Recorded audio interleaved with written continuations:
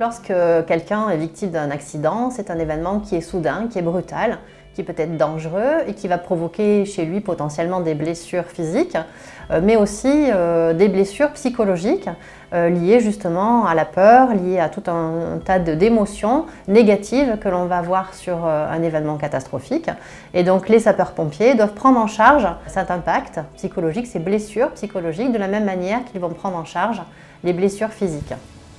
Donc en situation d'urgence, c'est une équipe du service de santé et de secours médical du SDIS qui va intervenir. Voilà, super. Ces équipes seront amenées à augmenter le niveau secouriste par des immobilisations qui pourront parfois être précédées de gestes plus invasifs. Et nous pourrons utiliser dans ce cadre-là des médicaments antalgiques ou bien un gaz analgésique.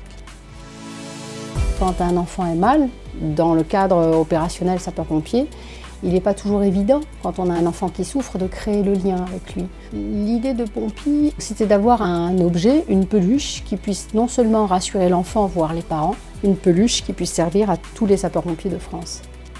Je vous présente Pompi. C'est un ourson en peluche aux couleurs des pompiers qui a été spécialement conçu pour répondre aux besoins affectifs de l'enfant. Il est homologué pour tous les âges, c'est-à-dire qu'il peut être donné à des enfants de n'importe quel âge dès la naissance.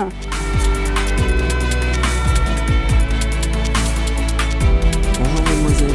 Pompi, ce n'est pas un simple jouet, c'est un véritable outil de secourisme qui va avoir plusieurs fonctions pour lesquelles les pompiers vont être formés.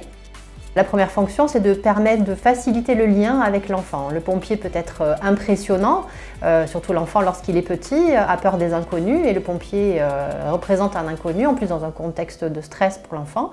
Donc le fait d'avoir cette peluche, ça va créer un lien qui va permettre de donner de la confiance à l'enfant, de le rassurer. L'enfant, même petit, va être capable de montrer sur la peluche, comme un miroir, l'endroit où il a mal exactement. Le pompier également, comme un miroir, va pouvoir montrer sur la peluche comment on pose un masque par exemple, comment on pose une attelle.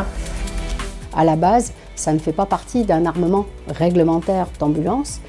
Pour autant, c'est quelque chose qui apporte beaucoup pour les enfants et les sapeurs-pompiers. Donc on essaye de trouver des partenaires. Les premiers pompiers ont été mis en place en 2016. Et donc depuis 2016, on déploie progressivement de département en département.